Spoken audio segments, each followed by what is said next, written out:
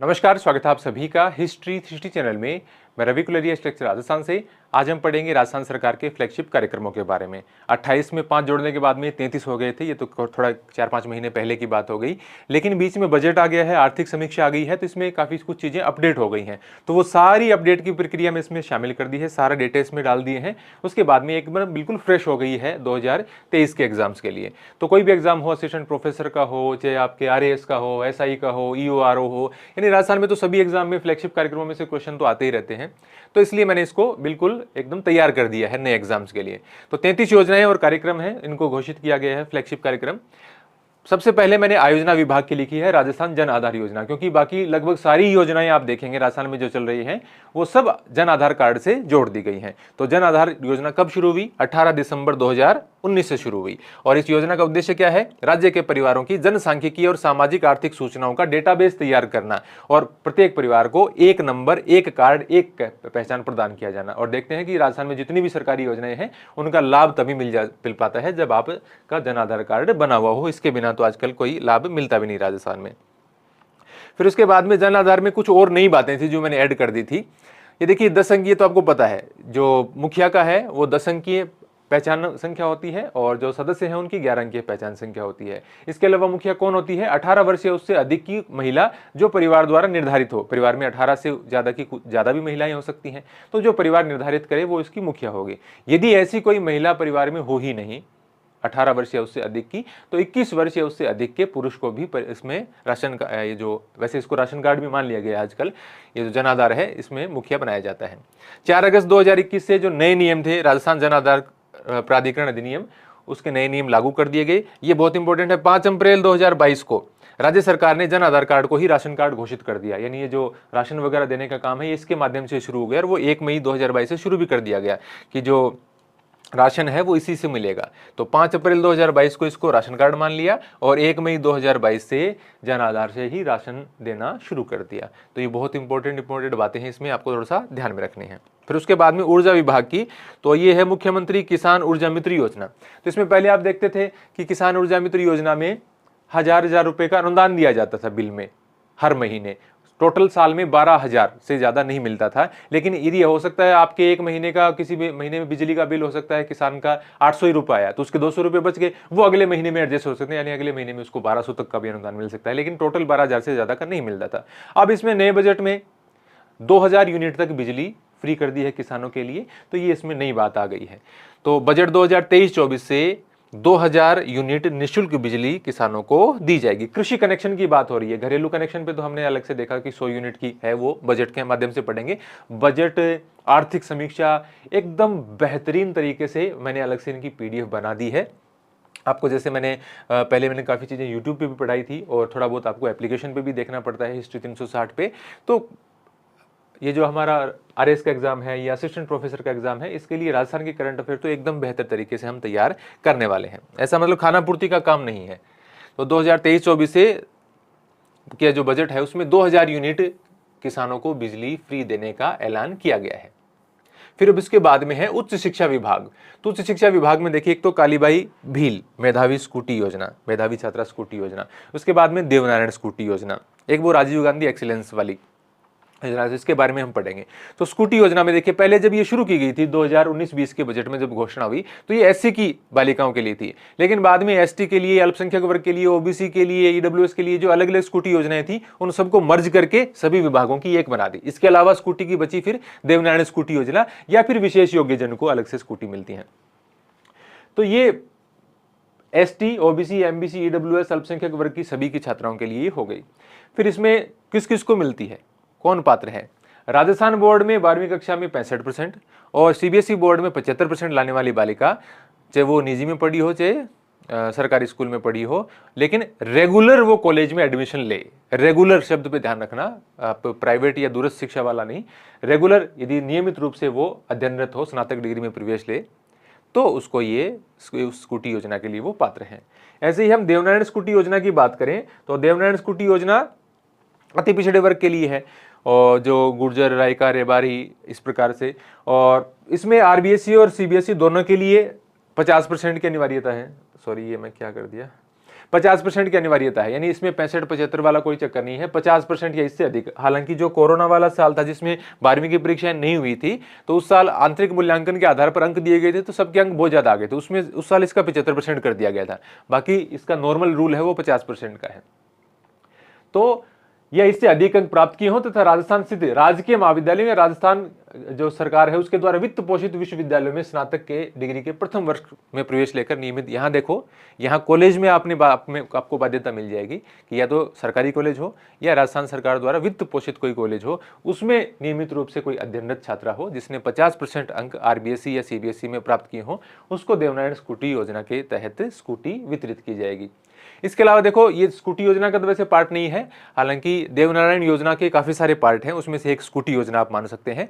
वैसे छात्राओं को और क्या मिलते हैं देवनारायण योजना में, यदि वो कॉलेज में ग्रेजुएशन करती है तो 50% या उससे अधिक अंक प्राप्त करने पर उसको हर साल 10,000 रुपये मिलेंगे, और यदि वो पोस्ट ग्रेजुएशन कर रही है और 50% या उससे अधिक अंक ला रही है तो उसको प्रत्येक साल 20,000 रुपये की प्रोत्साहन राशि दी जाएगी। 10,000 और 20,000, 50% लाने पर हर साल, ठीक है। यूजी और पीजी अलग अलग।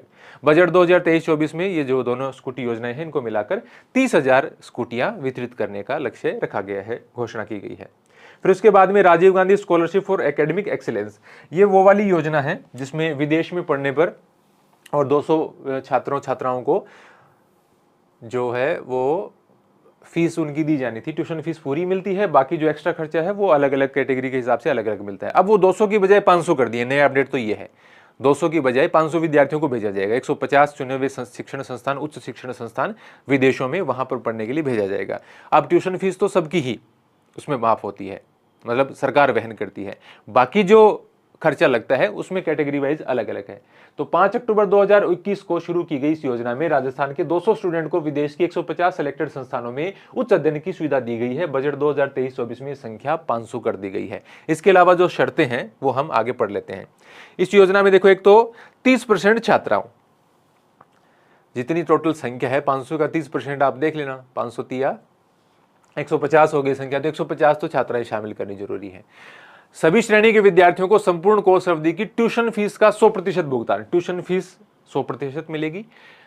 8 लाख से कम पारिवारिक वार्षिक आय है तो उनको ट्यूशन फीस के अलावा जो अतिरिक्त अन्य खर्चे हैं उनका 100% भुगतान किया जाएगा। अधिकतम 12 लाख रुपए वार्षिक, ऐसा नहीं है कि मतलब 12 लाख से भी ज्यादा है तो सारा भुगतान हो जाएगा। 12 लाख से कम है तो 100%, 12 लाख से ज्यादा है तो 12 लाख रुपए तक का ही होगा। मान लो 15 लाख रहे तो 12 लाख रुपए, मतलब 13 नहीं होंगे इसमें। 8 से 25 लाख के बीच में परिवार की वार्षिक आय है तो उनको ट्यूशन फीस के अलावा अन्य खर्चों का 50% भुगतान होगा, और अधिकतम ये है 10 लाख रुपए वार्षिक तक, इससे ज्यादा का भुगतान उनको नहीं होगा। मान लीजिए उनकी फीस ट्यूशन फीस के अलावा खर्चा है वो 15 लाख है तो उसका 7.5% नहीं, सॉरी 50% मिलेगा, मतलब 7.5 लाख रुपए। अधिकतम कितना होता है, हो सकता है 10 लाख रुपए, इससे ज्यादा नहीं मिलेगा। और 8 से 25 हो गया, 8 से कम हो गया। अब 25 लाख रुपए परिवार की जिनकी वार्षिक आय है या इससे ज्यादा है, उनको ट्यूशन फीस के अलावा और कोई भी जो खर्चे हैं उनके लिए भुगतान नहीं किया जाएगा, क्योंकि उनको तो फिर निश्चित रूप से सक्षम सरकार ने मान लिया है। फिर उसके बाद में है स्वायत्त शासन विभाग की इंदिरा रसोई योजना। तो इसमें आपको पता है कि 8 रुपए में भोजन मिलता है और सरकार ने इसमें प्रति थाली अनुदान देती है। अभी खर्चा इतना लगता है सर, बाकी पैसा सरकार वहन करती है। तो इसमें देखिए इसकी संख्या बढ़ाकर नए बजट में 2000 कर दी। तो सब में मैंने बजट की बातें यहाँ पर ऐड कर दी हैं। तो नए बजट में इसकी बात इन्होंने 2000 कर दिए, पहले 1000 थी। इंदिरा रसोई योजना मुख्यमंत्री के कोई भी भूखा नहीं सोए के संकल्प के साथ 20 अगस्त 2020 20/8/20 से प्रदेश के सभी 213 नगरीय निकायों में 358 रसोइयों के माध्यम से शुरू की गई थी। इसमें 8 रुपए में भोजन उपलब्ध कराया जाता है। 1 जनवरी 2022 को इंदिरा रसोई योजना के प्रति थाली अनुदान को 12 रुपए से बढ़ाकर 17 रुपए कर दिया। यानी पहले 8 रुपए तो उनसे लेते थे, 12 रुपए सरकार देती थी, ठीक है। अब सरकार देती है 17 रुपए और खाने वाले को 8 ही रुपए देने हैं, तो 17 8 25 का हिसाब हो गया ये। यानी 8 रुपए में भोजन मिल जाता है, सरकार 17 रुपए का अनुदान देती है। फिर पिछले बजट में इनकी संख्या कर दी 1000 घोषणा की गई, और इस बजट में इनकी कुल संख्या कर दी 2000, ठीक है। तो ये इंदिरा रसोई योजना वही है, वो 2000 वाला मामला आपका अलग आ गया। इंदिरा गांधी शहरी क्रेडिट कार्ड योजना, इसमें कुछ नया बदलाव नहीं आया है। 50,000 रुपए तक का जो ब्याज मुक्त ऋण है वो दिया जाएगा। स्ट्रीट वेंडर्स हैं या और जो अनौपचारिक आवश्यक सेवाएं, नाम से स्पष्ट है शहरी क्रेडिट कार्ड, तो शहरी क्षेत्र में हो गई है। और स्ट्रीट वेंडर्स हैं और इसके अलावा जो हेयर ड्रेसर है, रिक्शा वाला, कुम्हार, खाती, मोची, मिस्त्री, दर्जी, इस प्रकार के हैं, या और बेरोजगार युवा है, उनको आर्थिक संबल देकर किसी काम को करने के लिए प्रोत्साहित करना है। तो उसके लिए 50,000 रुपये तक का ब्याज मुक्त ऋण उपलब्ध कराया जाता है, यानी 50,000 रुपये जिनका ब्याज उनको नहीं लगेगा। तो इससे 5 लाख लोगों को लाभान्वित किए जाने का लक्ष्य रखा गया। इसके बाद में है खाद्य एवं नागरिक आपूर्ति विभाग की 1 रुपये प्रति किलो गेहूं योजना। अब 1 रुपये प्रति किलो गेहूं योजना देखिए 1 मार्च 2019 से राष्ट्रीय खाद्य सुरक्षा योजना अंतर्गत अंत्योदय राशन कार्ड धारियों को 35 किलो प्रति राशन कार्ड, जो अंत्योदय में है उनको तो 35 किलो प्रति राशन कार्ड, तथा बीपीएल और स्टेट बीपीएल लाभार्थियों को 5 किलो प्रति यूनिट, यानी परिवार के एक सदस्य के पीछे 5 किलो प्रति माह, ये 1 रुपये किलो की दर से गेहूं उपलब्ध करवाया जा रहा है। यानी परिवार में 3 सदस्य हो तो 5 दिया 15 किलो मिल जाएगा उनको। और अंत्योदय राशन कार्ड धारियों को कितना मिलता है? 35 किलो प्रति राशन कार्ड। ये है 5 रुपये प्रति यूनिट, 5 किलो प्रति यूनिट, यानी हर सदस्य के लिए 5 किलो। तो इस प्रकार से 1 रुपये किलो गेहूं वाली योजना चल रही है। अब हम आगे बढ़ते हैं इन योजनाओं में। कौशल रोजगार एवं उद्यमिता विभाग, तो ये बेरोजगारी भत्ते वाली योजना है, और जब शुरू की गई थी तो 3 और 3.5 हजार थे, बाद में इसमें 4 और 4.5 हजार कर दिए गए हैं। ज़्यादातर विद्यार्थियों को पता भी है इसके लिए क्या चाहिए, 2 लाख रुपए तक की आयु होनी चाहिए। आयु सीमा 21 से 30 है, जिनको छूट है SC ST महिला, दिव्यांग महिला, अनुसूचित जाति जनजाति, दिव्यांग, ट्रांसजेंडर, इनके लिए 35 वर्ष यानी 5 साल की इनको छूट है। कोई भी और निजी या प्राइवेट आप काम नहीं कर रहे हो जिससे आपको आय होती हो, मतलब कोई नौकरी नहीं कर रहे हो आप, या मनरेगा वगैरह में भी आप नहीं लगे हुए हो, या और कोई सरकार की ऐसी योजना हो उससे आपको भत्ता नहीं मिल रहा हो, तो आप इस योजना के लिए पात्र हैं। 1 साल में अधिकतम 2 लाख युवाओं को ये भत्ता दिए जाने का फैसला सरकार ने किया है। 1 जनवरी 2000, देखिए पहले मुख्यमंत्री युवा संबल योजना 2019 नाम आता था, अभी सरकार की सारी जो गाइडलाइंस है उसमें मुख्यमंत्री युवा संबल योजना 2021 आता है। इसके बाद में इन्होंने राशि भी बढ़ा दी है। इसके अलावा जो इंटर्नशिप वाला काम है सरकारी कार्यालय में, वो भी इन्होंने ऐड कर दिया है। तो आजकल इसका मुख्यमंत्री युवा संबल योजना 2021 नाम कर दिया गया है। तो 1 जनवरी 2022 से योजना नए स्वरूप में लागू हुई। नया स्वरूप क्या है? अब पुरुष को 4,000 और महिला, दिव्यांग, ट्रांसजेंडर को 4500 रुपये प्रति माह दिए जा रहे हैं। बेरोजगारी भत्ते के लिए राजकीय कार्यालयों में 3 महीने तक 4 घंटे प्रतिदिन इंटर्नशिप करना अनिवार्य कर दिया गया है। आवेदन कौन कर सकता है? जिसकी आय 2 लाख रुपए से कम हो, 21 से 30 वर्ष की आयु हो, या महिला, और इनके लिए मैंने आपको बता दिया 35 वर्ष है, और किसी अन्य योजना में, मनरेगा वगैरह में और कोई काम में उनको लाभ नहीं मिल रहा हो, और अधिकतम 2 लाख रुपयों को दिया जाएगा। पहले देखो इसका लिखा जाता था मुख्यमंत्री युवा संबल योजना 2019, और उस समय ये 1 फरवरी, मुख्य रूप से तो देखो ये योजना का आ जाए तो 1 फरवरी 2019 भी आपको याद रखना पड़ेगा, क्योंकि योजना तो वही है, नाम भी उसका वही है। सरकार अब 2019 की जगह 2021 लिखने लगी उसके सामने। तो इसमें पहले 3,000 रुपये मिलते थे और 3,500 रुपये मिलते थे, बाद में इसमें ये कुछ बदलाव कर दिए। ठीक है, ज़्यादा इसमें नीचे वाली सारी चीज़ें पढ़ने की आवश्यकता नहीं है। उसके बाद में स्कूल शिक्षा विभाग की देखो, 2 तो पीछे ही ये बाल गोपाल वाली और जो ड्रेस वाली है वो तो पीछे ही शामिल की गई थी। 28 के बाद में जो 5 जोड़ी गई थी। महात्मा गांधी अंग्रेजी माध्यम विद्यालय, ये जो सरकार ने महात्मा गांधी की 150वीं जयंती थी तब घोषणा की थी कि हम राजस्थान में इस प्रकार से इंग्लिश मीडियम स्कूल खोलेंगे। खोल तो क्या रहे हैं, जो पहले वाले स्कूल है उन्हीं को, हिंदी मीडियम वालों को ही इंग्लिश मीडियम बना रहे हैं। अब तो पिछले बजट में 10,000 की भर्ती की भी घोषणा की थी। तो ये 2019 में महात्मा गांधी की 150वीं जयंती के अवसर पर महात्मा गांधी राजकीय विद्यालय अंग्रेजी माध्यम कक्षा 1 से 12 खोलने की घोषणा की गई थी। उस साल सबसे पहले 1200 स्कूल खोलने की घोषणा की गई। पिछले बजट में 1000 स्कूल और खोलने की घोषणा की गई। इस बजट में 1000 स्कूल ग्रामीण क्षेत्र में और 1000 स्कूल शहरी क्षेत्र में खोलने की घोषणा की गई। इस बजट में 1000 स्कूल और खोलने की घोषणा की गई है। इसके अलावा एक नई बात और इस बजट में यह दी गई है कि यदि किसी सरकारी स्कूल के अंदर विद्यार्थियों की संख्या ज्यादा है और 200 विद्यार्थी, कम से कम 200 विद्यार्थी ऐसा लिखित में दे देते हैं कि वो अंग्रेजी माध्यम से पढ़ना चाहते हैं, तो उस स्कूल में इंग्लिश मीडियम विंग शुरू कर दी जाएगी। वो उसमें हिंदी और इंग्लिश दोनों बनाने की कोशिश की जाएगी। ऐसा इस बार के बजट में और दिया गया था। मुख्यमंत्री बाल गोपाल योजना, पहले वसुंधरा के समय, वसुंधरा राजे जब CM हुआ करती थी उनके समय अन्नपूर्णा दूध योजना चलती थी, प्रतिदिन दूध पिलाया जाता था। फिर बीच में योजना में थोड़ी सी रुकावट आई, उसके बाद में सरकार ने इसको मुख्यमंत्री बाल गोपाल योजना के नाम से शुरू कर दिया। और अब इसमें क्या है, पाउडर के माध्यम से दूध पिलाने का फैसला किया गया मंगलवार और शुक्रवार को। बाद में मंगलवार की जगह बुधवार और शुक्रवार को, अभी भी स्कूलों में बुधवार और शुक्रवार को पिलाया जा रहा है। हालांकि इस बजट में घोषणा की गई है कि विद्यार्थियों को प्रतिदिन दूध पिलाया जाएगा, लेकिन शिक्षा विभाग में अभी ऑर्डर नहीं आया है। जब ये मैं वीडियो बना रहा हूँ अप्रैल के महीने में, तब तक तो ये ऑर्डर नहीं आया है और अभी तक बुधवार और शुक्रवार को ही पिलाया जा रहा है। लेकिन जल्द ही संभावना है कि ये डेली पिलाया जाने लगा, क्योंकि बजट में ऐसी घोषणा की गई है। ठीक है, तो कक्षा 1 से 5 के लिए तो ये देखिए अलग अलग आपको दूध और चीनी की मात्रा मैंने लिख दी है। हालांकि चीनी इतना इंपॉर्टेंट नहीं है, फिर भी लिखने में क्या जाता है आपने। कक्षा 1 से 5 तक के बच्चों को 15 ग्राम मिल्क पाउडर में और उसको घोल करके और 150 ml बना दिया जाएगा, दूध बन जाएगा वो। उसमें 8.4 ग्राम चीनी पड़ेगी। और 6 से 8 के विद्यार्थियों के लिए 20 ग्राम मिल्क पाउडर से 200 ml 200 मिलीलीटर दूध बन जाएगा, और उसमें 10.2 ग्राम चीनी डाली जाएगी। ठीक है, मंगलवार ये शुक्रवार मैंने आपको बता ही दिया, बुधवार शुक्रवार कर दिया है। इसके लिए मिल्क पाउडर उपलब्ध कौन करवाता है? राजस्थान राज्य सहकारी डेयरी। 400 रुपये प्रति किलोग्राम की दर से ये जो मिल्क पाउडर आता है ये उपलब्ध करवाया जाता है 400 रुपये प्रति किलोग्राम की दर से राजस्थान राज्य सहकारी डेयरी फेडरेशन, इसके द्वारा। और 23-24 में दूध पिलाने की घोषणा है वो दिल्ली की कर दी गई है। इसके बारे में हमने बात कर ली। ठीक है, पहले ही अन्नपूर्णा दूध योजना के नाम से चलती थी, ये हमने देख लिया। फिर उसके बाद में है मुख्यमंत्री निःशुल्क यूनिफॉर्म योजना। प्रत्येक विद्यार्थी को 2 ड्रेस। कौन सी कक्षा तक? 1 से 8, 9, 10, 11, 12 को नहीं, 1 से 8 को 2 ड्रेस। उसके लिए सरकार ने निर्धारित किए 740 रुपये। अब उसमें से 540 रुपये तो सरकार ने कपड़ा खरीदने में खर्च कर दिए प्रति विद्यार्थी। अब सभी विद्यार्थियों के लिए ड्रेस भेज दी गई। उनको सिलवाने के लिए 2 ड्रेस सिलवाने के लिए सरकार ने 200 रुपये का प्रावधान किया। ठीक है, 2 जोड़े ड्रेस के 200 रुपये। टोटल इसका 2 ड्रेस का खर्चा कितना है? 740। 540 कपड़ा खरीदने का जो सरकार ने खरीद के दिया है, 200 रुपये विद्यार्थियों के खाते में भेजे गए हैं ताकि वो ड्रेस सिलवा सकें। राशि निश्चित रूप से कम है, लेकिन मेरा काम यहाँ पर इसकी जो आंकड़े हैं वो उपलब्ध करवाना है।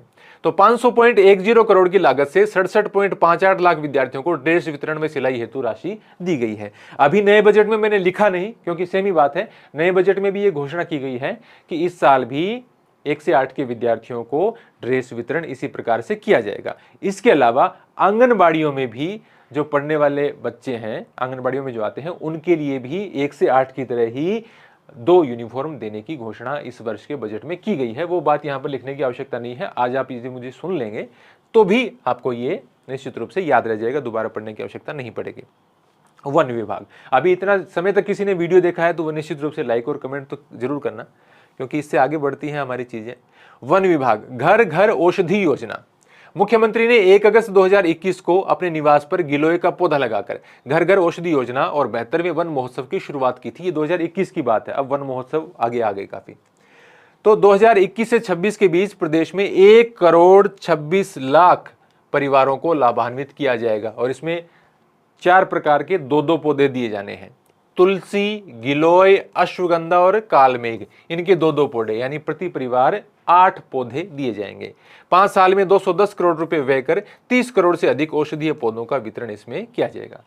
4 पौधे, 2-2, 4 दूनी 8 प्रति परिवार। 2021 से 26 तक ये चलेगी, और 1 अगस्त 2021 को ये शुरू की गई थी। ठीक है, इसी प्रकार की केंद्र सरकार की एक योजना है, आयुष मंत्रालय भारत सरकार ने 3 सितंबर 2021 को शुरू की थी, जिसके तहत 75 लाख घरों में औषधीय पौधे पहुंचाने का लक्ष्य रखा गया था। इस अभियान का उद्घाटन जो केंद्रीय आयुष मंत्री हैं सर्बानंद सोनोवाल, उन्होंने किया था। मतलब कई बार क्वेश्चन इसका आ जाता है, आप इसका समझ लेते हो, क्योंकि दोनों एक जैसे से ना, ये भी औषधि से संबंधित है, औषधीय पौधों से संबंधित है। तो इसलिए मैंने ये राजस्थान की योजनाओं से इसका कोई संबंध नहीं है, लेकिन मैंने इसको क्लियर करने के लिए यहाँ पे लिखा है। आगे चलते हैं। उद्योग विभाग की राजस्थान निवेश प्रोत्साहन योजना। पहले देखिए यहां पर 2019 आता था, RIPS, RIPS, Rajasthan investment promotion scheme 2019 थी। अब इसमें नए बदलाव कर दिए गए हैं, तो इसमें RIPS 2022 हो गई। ये जो पीछे इन्वेस्टमेंट सम्मेलन हुआ था जयपुर के अंदर, तो उसके बाद में ये नई लॉन्च कर दी, तो 2022 हो गई। तो 17 दिसंबर 2019 को पहले शुरू हुई थी। तो इसमें रिप्स 2019 को और अधिक व्यापक बनाते हुए RIPS 2022 Rajasthan investment promotion scheme 2022 को 7 अक्टूबर 2022 को लागू कर दिया है। मतलब रिप्स 2022 इसको लिख दें, क्योंकि 2022 में लागू हुई है, तो रिप्स 2022, वो 19 की थी तो रिप्स 2019 बोल देते हैं। फिर ये 31 मार्च 2027 तक प्रभावी रहेगी, ये एक बात याद रखनी है आपको। अब इसमें देखो कुछ टेक्निकल बातें हैं, क्योंकि जब आप पढ़ते हैं आर्थिक समीक्षा वाली कुछ चीज़ें यहाँ ऐड की हैं, तो निश्चित रूप से उसमें थोड़ा सा हमें जो रहेगा। देखिए इसके अंदर कैपिटल इंसेंटिव या परफॉर्मेंस लिंक्ड इंसेंटिव का विकल्प न्यूनतम 50 करोड़ रुपए के निवेश पर ही दे है, लेकिन एमएसएमई सेगमेंट के लिए यह सीमा घटाकर 25 करोड़ की जाएगी। ये इस बार के बजट में है। क्या मतलब हुआ इसका? इसका मतलब यह है कि जो अच्छा परफॉर्म करते हैं, अच्छी परफॉर्मेंस के बाद में जो सरकार द्वारा छूट दी जाती हैं वो 50 करोड़ रुपए की निवेश पर दी जाती हैं, लेकिन जो सूक्ष्म लघु और मध्यम उद्योग है, एमएसएमई सेक्टर है, माइक्रो स्मॉल मीडियम एंटरप्राइजेज के लिए, इस सेगमेंट के लिए वो सीमा 25 करोड़ कर दी गई है, ताकि ज्यादा उद्यमियों को उन इंसेंटिव्स का, उन छूट का लाभ मिल सके। ठीक है। विद्युत शुल्क, मंडी शुल्क, भूमि कर, इसमें 7 वर्षों के लिए 100% छूट दी जाएगी। स्टाम्प ड्यूटी में 75% छूट और 25% राशि का बाद में पुनर्भरण किया जाएगा। रूपांतरण शुल्क में, जो भूमि रूपांतरण वगैरह करवाते हैं ना, मतलब कृषि भूमि हो उसको इंडस्ट्रियल में कन्वर्ट करवाना, इस प्रकार से, तो उसमें 100% छूट दी जाएगी। रिन्यूएबल एनर्जी, जो आपकी अक्षय ऊर्जा है, उसके प्लांट्स की स्थापना के लिए स्टाम्प ड्यूटी और लैंड टैक्स में छूट दी जाएगी। तो इस प्रकार की कुछ बातें बजट में दी हुई थी रिप्स के अंतर्गत, और ये RIPS 2022 हो गई, 2019 की वाली थी पहले, तो इसलिए इसमें मैंने चीजें ऐड कर रखी हैं। ठीक है। बाकी आपको और जो डिटेल है वो बजट के अंदर मिल जाएंगी। अब इसके बाद में है चिकित्सा विभाग वाले से पहले कुछ और है। देखिए ये बच गई थोड़ी, इसके उद्देश्य वगैरह बच गए। इसके अलावा ये जो इन्वेस्टमेंट प्रमोशन स्कीम है, इसमें राजस्थान ग्रामीण पर्यटन योजना 2022, जो पीछे करंट अफेयर के महीनों में मैंने दी थी, के अंतर्गत ग्रामीण पर्यटन की इकाइयों को दे और जमा SGST, जो स्टेट GST है, उसका 10 वर्षों तक 100% पुनर्भरण, यानी ग्रामीण पर्यटन योजना के तहत जो निवेश करेंगे उनकी जो GST लगेगी, उसमें स्टेट GST का जो पार्ट होता है, एक तो सेंट्रल GST होती है, एक स्टेट GST, स्टेट GST का जो पार्ट है उसका 100% पुनर्भरण 10 सालों तक किया जाएगा। इस योजना के उद्देश्य क्या है RIPS 2022 के? विनिर्माण और सेवा क्षेत्रों, अर्थव्यवस्था में आप पढ़ते होंगे प्राथमिक, द्वितीयक और तृतीयक क्षेत्र का, उसमें पहला क्षेत्र कृषि और सहायक क्षेत्र होता है, दूसरा उद्योग या विनिर्माण क्षेत्र होता है, फिर तीसरा सेवा क्षेत्र होता है। तो विनिर्माण और सेवा क्षेत्रों को 15% वार्षिक वृद्धि दर से विकास करने का लक्ष्य है इस RIPS 2021-22 में। 2027 तक 10 लाख लोगों के लिए रोजगार का सृजन करना, ये इसका एक उद्देश्य है। हरित हाइड्रोजन, वैकल्पिक ऊर्जा, चिकित्सा उपकरणों, इस प्रकार के नवीन क्षेत्रों की यदि कोई निवेश लेकर आता है तो उनको और ज्यादा प्रोत्साहन दिया जाएगा और ज्यादा छूटें दी जाएंगी।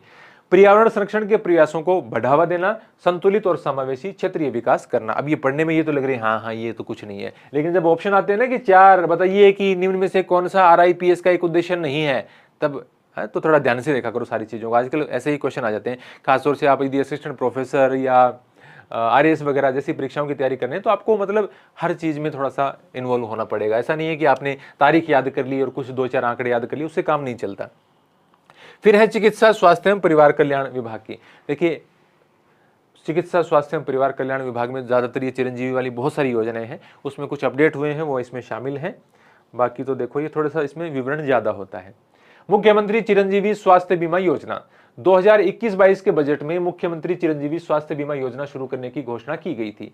1 मई 2021 से ये योजना लागू हो गई। पहले इसका ट्रायल था अप्रैल में, फिर उसके बाद में 1 अप्रैल 2021 से ये लागू हो गई। योजना में 5 लाख तक के निःशुल्क इलाज का प्रावधान था जब योजना शुरू हुई। पिछले बजट में इसको कर दिया गया 10 लाख, इस बजट में इसको कर दिया गया है 25 लाख। ये सारी बातें मैंने यहाँ पर लिख दी। 2023-24 में 25 लाख कर दिया गया है।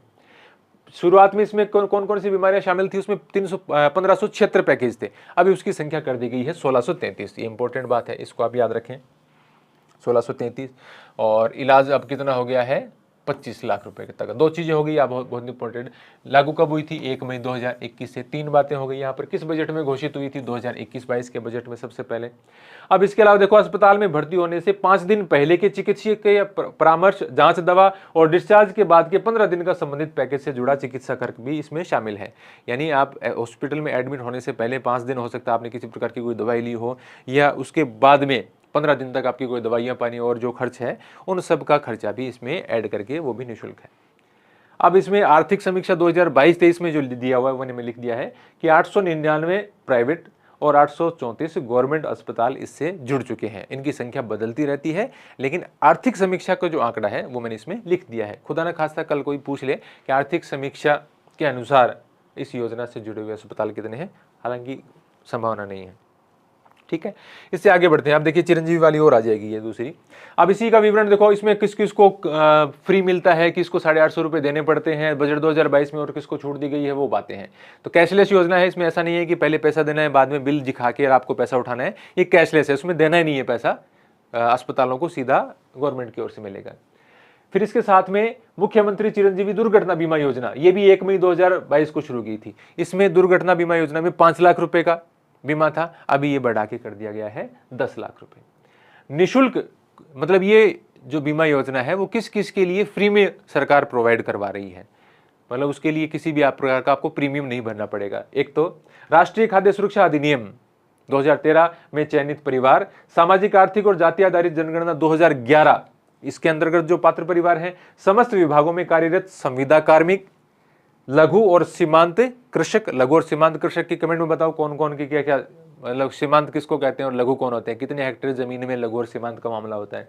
कोविड-19 अनुग्रह राशि प्राप्त परिवार ये, और इसके अलावा इसमें एक ईडब्ल्यूएस शामिल कर लिया गया है। ये बजट 2023 का जो अपना बजट है उसमें ईडब्ल्यूएस को भी इसमें, यानी इनको जो प्रीमियम है वो नहीं देना पड़ेगा, फ्री में इनके लिए ये योजना लागू हो जाएगी। बाकी को साल में 50% भुगतान करना पड़ता है, वो 50% राशि कितनी है, 850 रुपये। इनके अलावा जो शेष परिवार हैं वो 850 रुपये प्रति परिवार प्रति वर्ष राशि भुगतान करेंगे तो उनके लिए ये योजना उपलब्ध होगी। ठीक है, मतलब ये भी सरकार ने माना है कि इसका जो साल की जो प्रीमियम है वो 1700 रुपये है, उसमें से 850 रुपये सरकार अपनी तरफ से और 850 रुपये आपको देने हैं। ठीक है, तो ये 50% यानी 850 रुपये बाकी परिवारों को देकर साल भर का वो अपना इस प्रकार से इसमें रजिस्ट्रेशन करवा सकते हैं।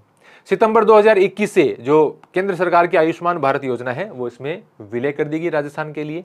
कोविड-19 और ब्लैक फंगस, इनका भी म्यूकरमाइकोसिस थी, इनका भी इलाज है वो निःशुल्क किया गया इस योजना के अंतर्गत। 20 सितंबर 2021 से आयुष्मान भारत महात्मा गांधी बीमा योजना भी मुख्यमंत्री चिरंजीवी स्वास्थ्य बीमा योजना में मर्ज कर दी गई।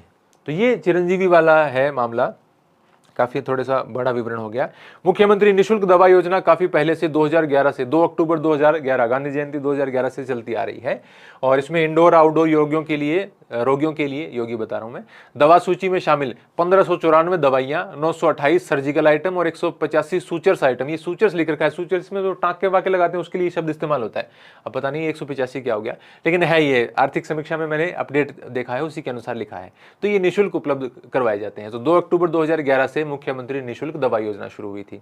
मुख्यमंत्री निःशुल्क जांच योजना, ये 7 अप्रैल 2013 को, 7 अप्रैल को विश्व स्वास्थ्य दिवस आता है, उसके अवसर पर ये शुरू की गई थी मुख्यमंत्री निःशुल्क जांच योजना। इसमें क्यों लिखनी पड़ रही है, क्योंकि हम पढ़ रहे हैं फ्लैगशिप कार्यक्रम, ये सरकार के फ्लैगशिप कार्यक्रमों में शामिल है। शुद्ध के लिए युद्ध, यानी जो मिलावटखोर हैं उनको पकड़ने के लिए, जनता को जो स्वस्थ भोजन है वो मिले, इसके लिए ये शुद्ध के लिए युद्ध अभियान 26 अक्टूबर 2020 को आरंभ किया गया था। इसमें चिकित्सा और स्वास्थ्य विभाग और उपभोक्ता मामले विभाग दोनों के द्वारा संयुक्त रूप से ये चलाया जाता है। शुद्ध के लिए युद्ध इसमें विशेष तौर पर आपको याद रखना है 26 अक्टूबर 2020 को, चिकित्सा और स्वास्थ्य और उपभोक्ता मामले दोनों विभागों के द्वारा। निरोगी राजस्थान अभियान, अब इसमें देखिए ये एसएमएस हॉस्पिटल जयपुर से 18 दिसंबर 2019 को शुरू किया गया था निरोगी राजस्थान अभियान। राज्य सरकार ने अपना 1 वर्ष पूरा होने के उपलक्ष्य में 18 दिसंबर, क्योंकि 2018 में बनी थी सरकार, तो 18 दिसंबर 2019 को सवाई मानसिंह अस्पताल जयपुर से निरोगी राजस्थान अभियान की शुरुआत की। इसमें मौसमी संचारी रोग हैं या असंक्रामक हैं, प्रदूषण के आदि पर नियंत्रण का प्रयास किया जाएगा इसके माध्यम से। इसके लिए प्रत्येक गांव और शहरी वार्डों में एक महिला और पुरुष को स्वास्थ्य मित्र नियुक्त किया जाएगा। 2020-21 में राज्य सरकार ने 100 करोड़ रुपए के निरोगी राजस्थान प्रबंध कोष के गठन की घोषणा की। तो बहुत ज़्यादा इसमें इंपॉर्टेंट चीज़ें है नहीं, 18 दिसंबर 2019 को तो ये शुरू हुई है योजना, ये आप देख लेना। और इसके अलावा 2020-21 में इसके लिए जो 100 करोड़ रुपए का निरोगी राजस्थान प्रबंध कोष ये गठित किया गया, ये इसमें ठीक है बात। मुख्यमंत्री निःशुल्क निरोगी राजस्थान योजना, मुख्यमंत्री निःशुल्क दवा योजना और मुख्यमंत्री निःशुल्क जांच योजना, इसी को विस्तारित करते हुए 1 मई 2022 से मुख्यमंत्री निःशुल्क निरोगी राजस्थान योजना शुरू की गई। 1 मई 2022, ये आप याद रखना। और इस योजना के तहत 1 अप्रैल 2022 से राजकीय अस्पतालों के ओपीडी और आईपीडी में पंजीकरण निःशुल्क शुरू किया गया है। 1 अप्रैल से इसका ट्रायल शुरू किया गया, 1 मई 2022 से ये पूर्ण रूप से प्रारंभ की गई।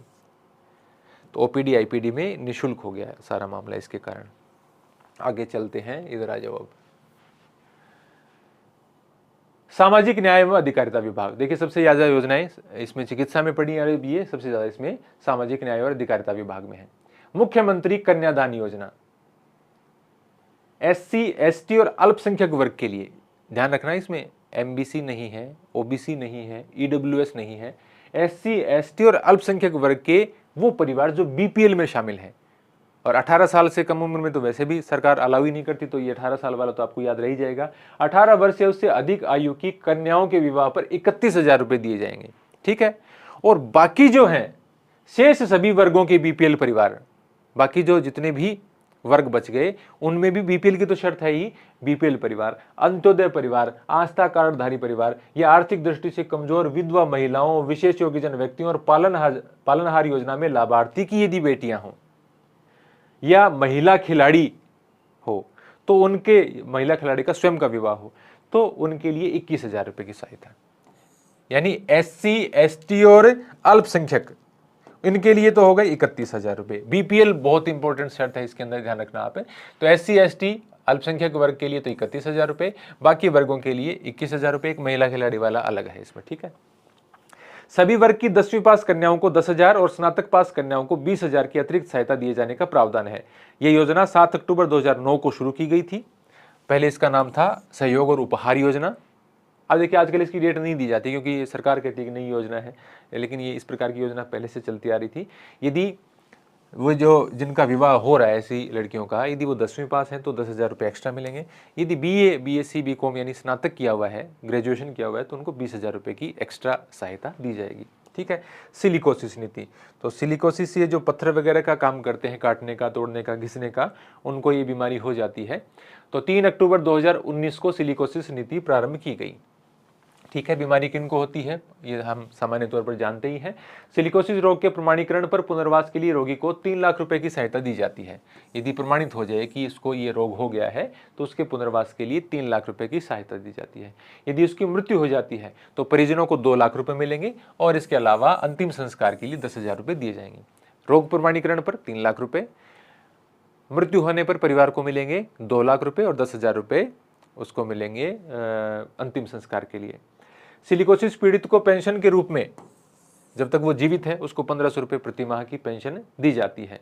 यदि उसकी मृत्यु हो जाती है तो उसकी जो पत्नी है उसको, देखिए पहले तो ये राशि इस प्रकार से हुआ करती थी, 55 साल से कम उम्र की उसकी पत्नी है तो 500 रुपये, 55 से 60 के बीच की है तो 750, 60 से 75 की है तो 1,000। अभी आपने देखा होगा कि जितनी भी सामाजिक सुरक्षा पेंशन योजनाएं हैं उन सब पेंशन योजना में न्यूनतम राशि कर दी गई है 1,000 रुपये, तो इन सबको 1,000 रुपये मिलेंगे, ठीक है। लेकिन 75 से ऊपर है तो वो राशि है 1,500 रुपये हो जाएगी, ठीक है। अब इसमें और कोई अपडेट आएगा सिलिकोसिस में, यदि इसमें 60-75 के बीच में और बढ़ाते हैं राशि तो उसका जैसे अपडेट आएगा वो हम करंट अफेयर में जो हर मंथ PDF देते हैं उसके अंदर देख लेंगे। तो ये आप इसमें ध्यान रखना है। फिर इसके बाद में और जो सिलिकोसिस पीड़ित परिवार है उसको आस्था कार्डधारी परिवार वाली या जो राष्ट्रीय खाद्य सुरक्षा अधिनियम है NFS, उसके जो लाभ है वो सारे इनको मिलते हैं। मुख्यमंत्री एकल नारी पेंशन सम्मान योजना, तो ये जो एकल नारी से नाम से स्पष्ट हो गया कि विधवा, परित्यक्ता, तलाकशुदा, 18 वर्ष तो आयु होनी चाहिए, उससे पहले तो विवाह ही नहीं मानती सरकार। तो 1 जून 1974 से काफी वर्षों से ये योजना चल रही है। ऐसी महिला जिसका आय का कोई स्रोत नहीं हो या समस्त आय के स्रोतों से 48,000 रुपये से ज्यादा उसकी आय नहीं हो। ये 48,000 वाला नियम किसके लिए लागू नहीं है? BPL, अंत्योदय, आस्था कार्डधारी परिवार, सहरिया, कथोड़ी, खैरवा जाति और HIV एड्स पॉजिटिव एकल महिलाओं को आय संबंधी शर्त में छूट प्रदान की गई है, यानी इस प्रकार का उनको आय प्रमाण पत्र देने की आवश्यकता नहीं है। तो इसके अंतर्गत राशि क्या है? पहले देखिए वो 18 से 55 तक 500, फिर 55 से 60 750, 60 से 75 में 1,000 रुपये था। अभी न्यूनतम 1,000 कर दिया गया तो इस सब में 1,000 हो जाएगा। 75 या उससे अधिक आयु के लिए 1,500 रुपये। थोड़ा सा आसान हो गया है, सरकार जब तक डेटा अपडेट नहीं करती है तो 1,000-1,500 याद रखना है। मुख्यमंत्री वृद्धावस्था पेंशन सम्मान योजना, वृद्ध किसको माना गया है? महिलाएं 55 साल से ऊपर और पुरुष 58 साल से ऊपर, 58 या 58+, 55 या 55+। तो जिनकी स्वयं या जीवन साथी की समस्त स्रोतों से कुल वार्षिक आय 48,000 रुपये से कम हो, उन्हीं को छूट है। जो पीछे हमने पढ़ा उनको आय संबंधी ये जो 48,000 वाला उनके ऊपर लागू नहीं है। तो पहले देखो 75 साल से कम का जो होते थे, यानी 55 से 75, 58 से 75 के बीच में, उसमें मिलते थे 750, 75 से ऊपर मिलते थे 1,000। अब देखिए इसमें 1,000 ही कर दिया गया तो इसमें और कोई आंकड़ा ही नहीं है। अब 75 से ऊपर वालों के लिए सरकार यदि बढ़ाती है पेंशन की राशि तो आगे हम देख लेंगे, उसका विवरण दे देंगे। अभी तो यही है, बिल्कुल आसान हो गया कि सबको क्या मिल रहे हैं, 1000 रुपये, 55 महिला के लिए और पुरुष के लिए 58। आय का कितना है, 48,000। किनको छूट है वो अलग से हमने लिखी हुई है, पीछे भी लिखी हुई है। मुख्यमंत्री विशेष योग्यजन सम्मान पेंशन योजना। अब देखिए, दिव्यांग हो या प्राकृतिक रूप से बौनेपन का शिकार हो या ट्रांसजेंडर हो, तो राजस्थान का मूल निवासी हो, राजस्थान में रह रहा हो, जिसकी स्वयं की सम्मिलित वार्षिक आय 60,000 रुपए तक हो। इसमें 48 वाला नहीं है, 60,000 रुपए का है। इसमें देखो, बीपीएल, अंत्योदय, आस्था कार्डधारी, सहरिया, कथोड़ी, खैरवा जाति, इनको आय संबंधी शर्त में छूट सब में दी गई है। योजना अंतर्गत 55 वर्ष से कम आयु की महिला और 58 वर्ष से कम आयु के पुरुष पेंशनर को 750 रुपए, अभी 2023-24 में 1000 कर दिया इसको। और 55 वर्ष से अधिक आयु की महिला, 58 वर्ष से अधिक आयु के पुरुष किंतु 75 वर्ष से कम आयु, यानी 1000 रुपये, 55 और 58 से 20 के बीच 75 के रूप में। तो ये तो 1000 अपने आप ही हो गया, वो 1000 है, तो ये बढ़ा देंगे तो आगे बात कर लेंगे हम। 75 से ज़्यादा है तो 1250 रुपये।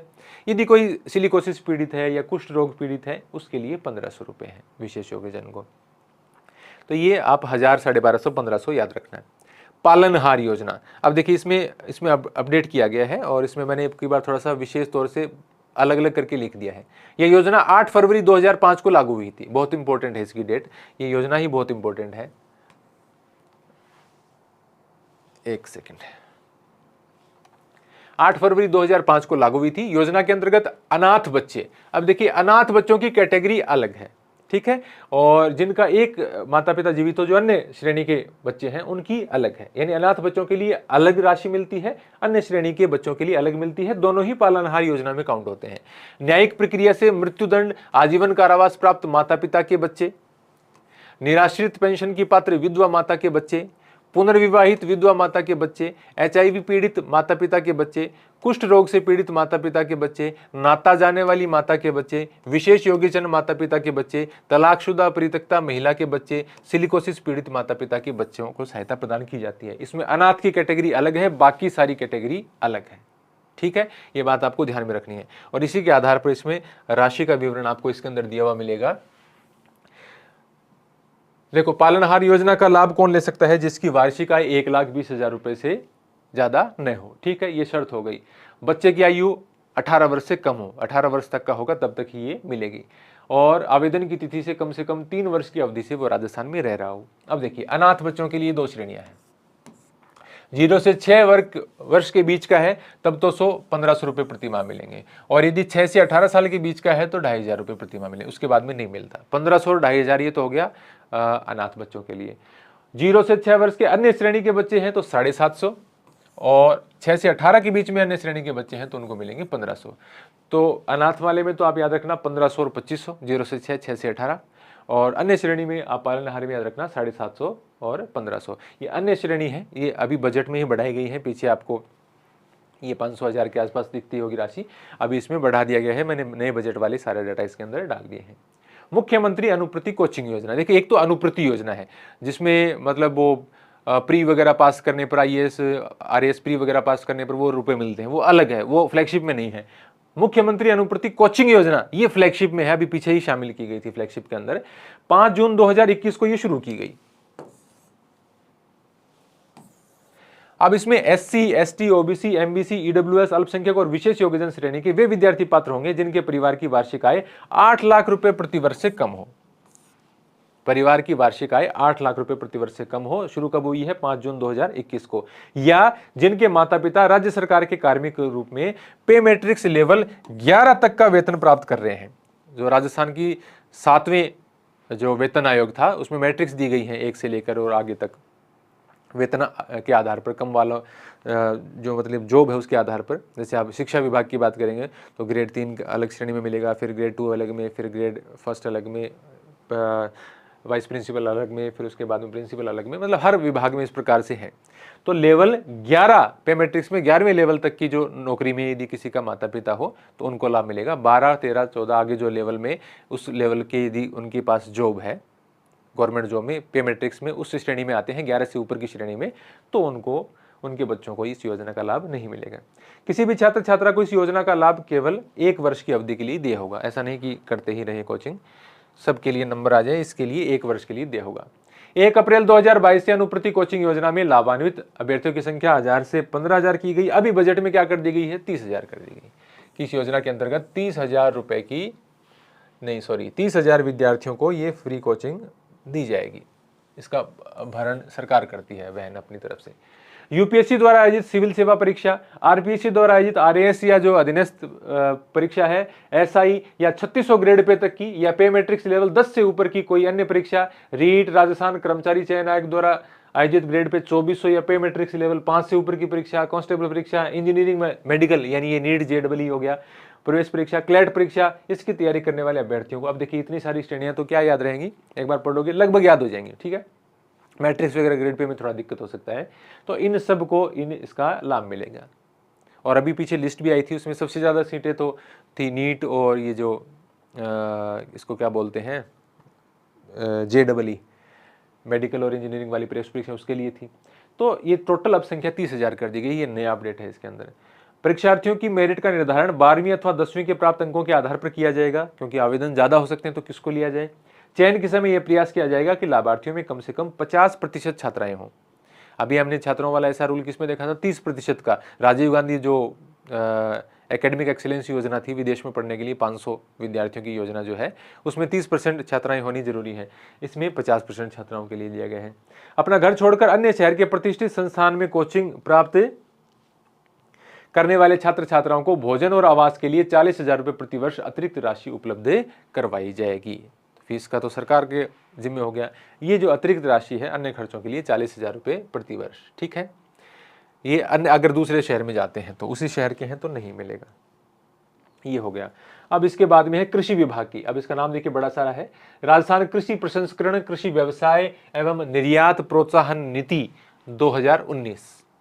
कृषि प्रसंस्करण यानी कृषि उत्पादों को प्रसंस्कृत करके और उत्पाद बनाने से संबंधित जो उद्योग हैं, जैसे कि आप गन्ने से गुड़ और चीनी बनाने के उद्योग हैं, कपास से कपड़ा या धागे बनाने के उद्योग हैं, इस प्रकार के, तो उनके लिए ये नीति 12 दिसंबर 2019 को लागू की गई नीति है। ये 12 दिसंबर 2019 कब तक प्रभावी रहेगी, 31 मार्च 2024। कई सारी नीतियां हैं जो 2024 तक प्रभावित रहेंगी। कृषक उत्पाद संगठन यानी जो किसान है या किसानों से संबंधित चीजें का उत्पादन करने वाले संगठन है, कृषि उद्योग या विपणन से जुड़े व्यक्ति समूह संस्था प्रतिष्ठान, ये सब इस योजना का फायदा उठा सकते हैं, लेकिन लाभ अलग अलग है। कृषक व उनके संगठनों को परियोजना लागत का 50%, अभी बजट में इसको कर दिया गया है 75%, हाँ 75%, तो अधिकतम 1 करोड़ रुपए तक का, इसमें कोई बदलाव वहां पर मुझे नहीं दिखा। और अन्य पात्र उद्यमियों को 25%, अधिकतम 50 लाख रुपए का पूंजीगत अनुदान दिए जाने का प्रावधान किया गया है। अभी मैं इसमें बता देता हूं नीचे क्लियर करके। देखिए, यदि किसान और उससे जुड़े हुए संगठन यदि इस प्रकार का उद्योग लगाते हैं, इस प्रकार का काम करते हैं, तो उनको परियोजना लागत का 50% अनुदान मिलेगा, पूंजीगत अनुदान। अधिकतम कितना हो सकता है, 1 करोड़।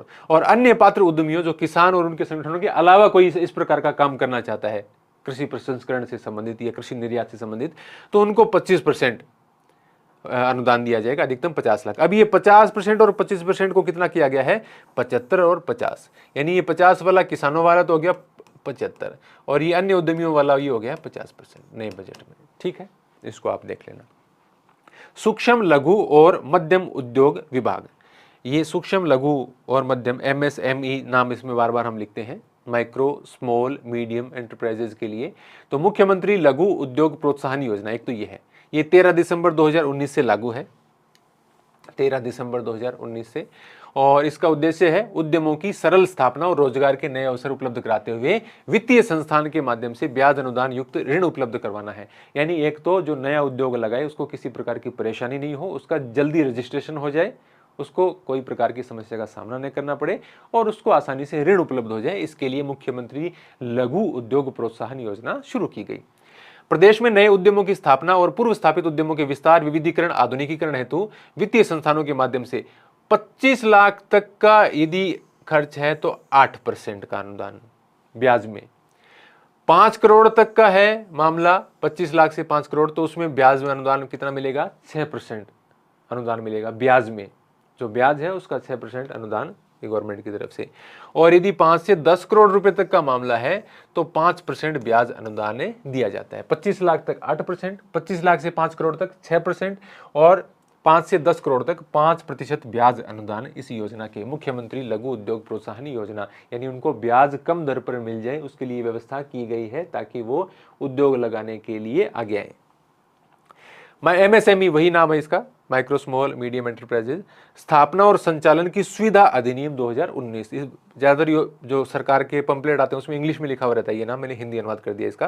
तो MSME स्थापना और संचालन की सुविधा के लिए एक अधिनियम लाया गया 2019 में, वो फ्लैगशिप कार्यक्रम में शामिल है। 17 जुलाई 2019 को राजस्थान सूक्ष्म लघु और मध्यम उद्यम स्थापना और प्रवर्तन का सरलीकरण सुगमीकरण ये अधिनियम लागू किया गया। इसके तहत उद्यमी को 3 वर्ष, अब 2023 नहीं 2000 पिछले बजट में कर दिया गया था। देखो, इसके तहत उद्यमी को 3 वर्ष तक राजस्थान के अधिनियमों के अंतर्गत विभिन्न विभागों की किसी प्रकार की स्वीकृति और निरीक्षण की आवश्यकता नहीं है। यानी विभिन्न प्रकार के, जैसे कोई पर्यावरण विभाग है, ये विभाग हो, मतलब कितनी सारी स्वीकृतियां लेती हैं उद्योग स्थापना करने के लिए। तो 3 साल तक उनके लिए कहा गया कि आपको कोई स्वीकृति नहीं लेनी, कोई आपकी जांच नहीं करेगा, कोई निरीक्षण नहीं करेगा। 2022 के बजट में ये कर दिया गया 5 साल के लिए, ये आपको कोई निरीक्षण नहीं करेगा। मैं पिछले बजट की ही बात कर रहा हूँ। इस हेतु एक ऑनलाइन पोर्टल rajudyogmitra.rajasthan.gov.in शुरू किया गया है। ये देखिए, ये ज्यादा इंपॉर्टेंट है। ये आजकल जो भी GST वगैरह में पंजीकरण के लिए उद्यम हमारा ये जो हम रजिस्ट्रेशन करवाते हैं नए उद्यम का राजस्थान में, तो ये है उद्यम registration.gov.in, ये पोर्टल काम आता है। ठीक है, तो MSME इकाई को इलेक्ट्रॉनिक या भौतिक रूप से डिक्लेरेशन ऑफ इंटेंट प्रस्तुत करना होता है। एक प्रकार का आवेदन पत्र है कि मैं एक उद्योग की स्थापना करना चाहता हूं। तुरंत बाद उनको एक पावती प्रमाण पत्र जारी कर दिया जाता है इस पोर्टल के माध्यम से। ठीक है, अब इसके बाद में थोड़ा सा और बचा है, 2 विभागों की योजनाएं बची हैं। ये तो देखिए पहले वाला वही चल रहा है। 3 विभागों की, सूचना प्रौद्योगिकी एवं संचार विभाग, तो जन सूचना पोर्टल 2019 ऐसा पोर्टल RTI के धारा 4(2) से प्रेरित होकर बनाया है और RTI के अंतर्गत इस प्रकार का पोर्टल बनाने वाला राजस्थान पहला राज्य है।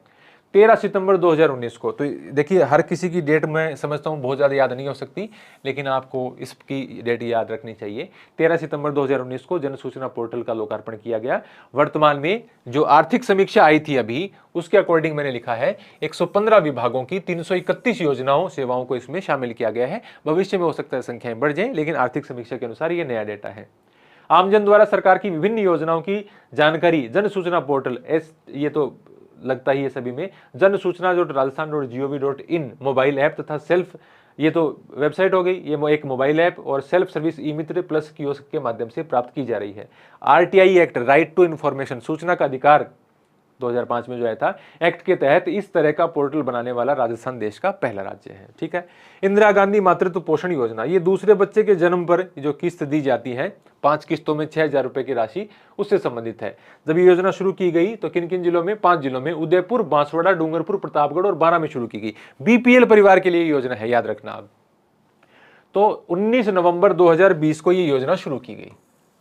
ठीक है, तब ये 5 जिलों के लिए शुरू की गई थी। 1 अप्रैल 2022 से ये पूरे राजस्थान में लागू की गई। पिछला जो बजट था 2022-23 का, उसमें घोषणा की गई। ज्यादातर आप देखते हैं जो बजट की घोषणा है वो अगले वित्तीय वर्ष में 1 अप्रैल से शुरू हो जाती हैं। तो बजट घोषणा 2022-23 से ये 1 अप्रैल 2022 से पूरे राजस्थान में लागू हो गई। इस योजना के अंतर्गत राष्ट्रीय खाद्य सुरक्षा अधिनियम 2013 NFSA 2013 के प्रावधानों की पालना सुनिश्चित करने हेतु दूसरी संतान के जन्म पर लाभार्थियों को 5 किस्तों में 6000 रुपए की राशि दी जाती है। 5 किस्तों में 2 किस्तें जन्म से, बच्चे के जन्म से पहले मिलती हैं। एक तो गर्भावस्था की जांच और पंजीकरण पर 1000 रुपए, फिर प्रसव पूर्व एक और जांच होती है तब 1000 रुपए और दिए जाते हैं। संस्थागत प्रसव पर, संस्थागत प्रसव का मतलब ये है कि आप मान्यता प्राप्त अस्पताल में प्रसव करवाएं, ऐसा नहीं कि घर पर मतलब अप्रशिक्षित दाई या इस प्रकार से प्रसव करवाते हैं तो उनको नहीं मिलती। फिर तो संस्थागत प्रसव करवाने पर 1000 रुपए और मिलते हैं। फिर उसके बाद में जन्म के 105 दिन तक सारे टीकाकरण हो जाए और जन्म का पंजीकरण भी करवा लिया जाए तो 2000 रुपए मिलते हैं तीसरी किस्त के अंदर।